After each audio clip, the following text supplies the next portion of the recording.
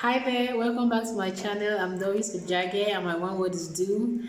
I have a little cold and I think it's affecting my voice because even to my ears it's not sounding right, but I just had to put out this video and I took it. I kind of like told myself I would do this continuously, so I'm trying to like do it.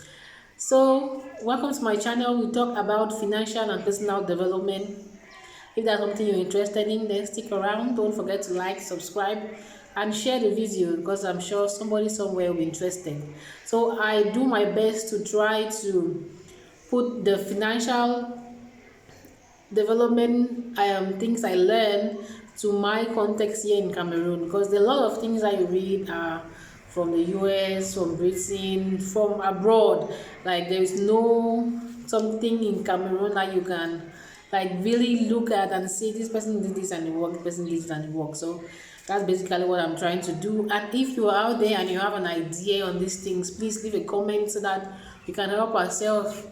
When I was looking for knowledge like this, I've not seen any in Cameroon that we can study anything about personal finance, how to manage your money, how to borrow, how to save, and how to increase your wealth with time. So that's what this channel is about, and that's what we discuss continuously.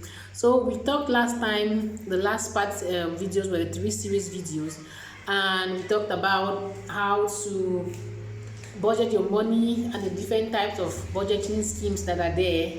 Talk about two basically, which are one and the same thing, but just that one is called a bucket system and one is a percentage system. So basically the same thing. I'm sorry if you're hearing noise outside. Sorry, we have to make do, and I'm also enjoying this sun. Mm. Mm. All right, back to it. Sorry. So today I wanted to discuss the 50%. Remember the last time we said there are five divisions that have to do with your money that you earn. Either even you are a business person and you earn money every week, whatever amount of money. And something that I forgot to add was, if you earn money that is not like a bulk of money, you are not paid per month, or you're not the type of person that you're being paid every 2 weeks, or you are being paid per contract or something, but you earn money that kind, not that kind of movement money, then no, yes, we don't come in, no, budget that money every time it comes. That will help you a lot, so that you are not just like thrilled with the fact that you have money and then you spend it, then by the end you realize that you have not done anything with your money. You don't have anything that you can say tangible, like an investment you made, like even like some kind of something. You don't have any of that, and you don't have any money in the bank, but you seem to always come into money, but you cannot really say what you did with that money. So my advice here is budget every time the money comes in. If you have 100 francs every day, try to budget that every day. I know it's burdensome, really burdensome. So try to, for example, if you have like 10,000 francs, budget that.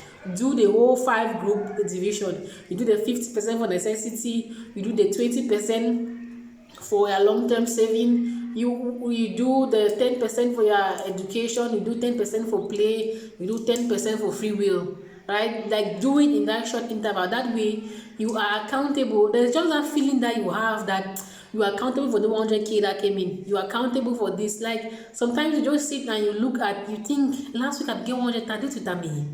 I do it with them. Then realize that time we go church chicken. And that time we balance, I buy that shoe. Yes. That's what happens.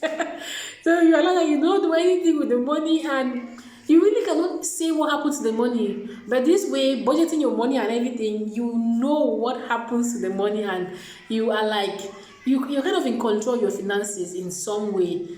But overall, we have God in control of our lives and everything. But in a small way, you can see that I did this with my money, and it gives you some kind of largesse to live your life in a more comfortable around. Right. So today we want to talk about the things that you be budgeting for when you are taking the 50% of your income. Now, the 50% of your income, that is for necessity. And this will include things like you have your rent, you have food, you have transport, you go to work. If you have a car for your petrol, that's necessity. For car repairs, that's necessity. You also have clothes. It depends on you. Some people try to put their renew, buy something new every month. It's a necessity for them. It depends on you and what you want. Others kind of like put the money together and buy after 6 months, 4 months. Some people even buy every year. Depends on you. And there's also health and hygiene. So like bathing soap, sanitation, things in your toilet, things like that. Just kind of little things. Health, you also, some people can have one. Some people want the first aid kit in the house. They want Paracet, they want Panadol, they want whatever it is that is common to you. Some people want garlic and ginger. Yes, me, I always want garlic and ginger in my house because that's my own first aid. So it depends on you. Now you also have bills.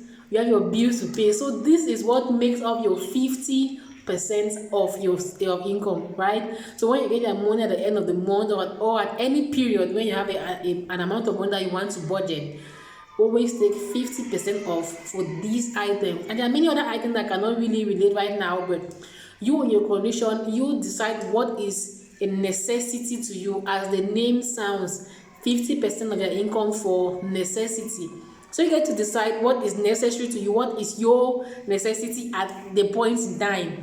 Okay, now the truth is, as you can see, the necessity is up to 50%, meaning that most of the time, well, basically, no, not most of the time.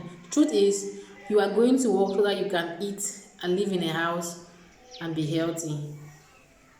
That's all. And that is necessity.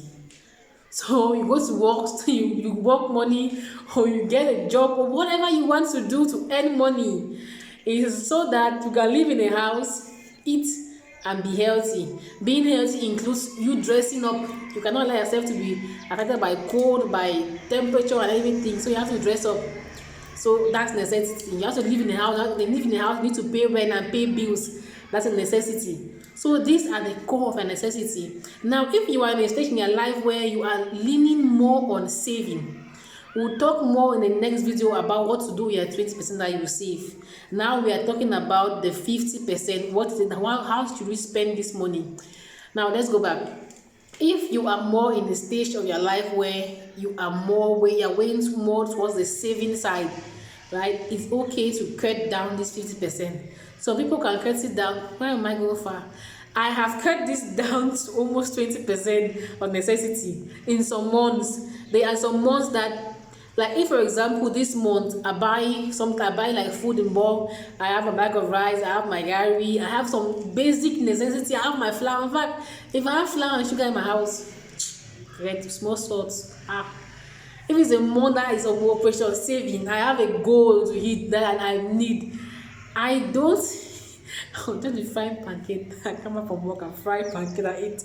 Tomorrow I'm gone and do that. So that's what you do. So depending on what your financial goals are, that's why when we started these topics on budgeting, I insisted that you should have a financial goal. You should have a financial goal that you work with. This will help you to decide how is it that you want to spend your money. You mustn't spend all the 50% on the necessities. You determine what is necessary to you. Like I said, for example, there is transport costs. You can cut down your transport. There are many ways of transport. You can trek to some places. You can use the taxi expense can buy or vice versa depending on wherever you live. So you can use that. There are bills. You don't need cable. It's not every time. It's not every season in your life that you need cable. Sometimes you don't even watch it. So internet, there's calls. You're putting credit for necessary calls just to talk and gist. That does not help you in any way. Calculate all those things, they amount up to a huge amount of money. So all these necessities, these are things that you can cut down on if you are really big on saving, if you have a goal at hand that you want to save on. So all these things are things that you can cut down on. And also for rent, like I said last time and I'll say it again, the rule that I use is divide whatever I have into 4. If that one quarter cannot pay my house rent, I already know I'm living above my means and other parts of my budget will have to suffer. So that is it. You have to concentrate on what you want, have your goals and know what your necessities are, and know how to move those figures. You can move your rent, you can decide to stay in a more cheaper neighborhood or stay in a more affluent neighborhood. It depends on you and what is that you're out all about. Okay, so you need to move around these figures. So know the goal of your finances. Know what goals do you have for your finances. Know your necessities, and know that amount, that 50% of your income. What is that amount, and how can you play with those figures? How can you play with your food costs? How can you play with your rent costs? How can you play with your transport costs? How can you play with your health and hygiene costs? How can you play with your bills? Okay, are there phone bills I don't need? Is there cable bill I don't need? Are you just using unnecessary appliances? Are you just willingly staying in a state that they come and give you 7,000 francs for bill every month when you have just one bulb in your house? Like, come on, check all those things before you even go out and rent a place. This is really good. And if you're already in this situation, try to look for ways to maneuver it and bring your costs down. In that way, you end up not using up to the 50% of your income, and then you have extra to save. That's plus your 20% that you will save. And next time, next we will go to see what to do your 20% and how to maximize the amount of money that comes out from that saving of the 20%. I think that is it. All right, bye.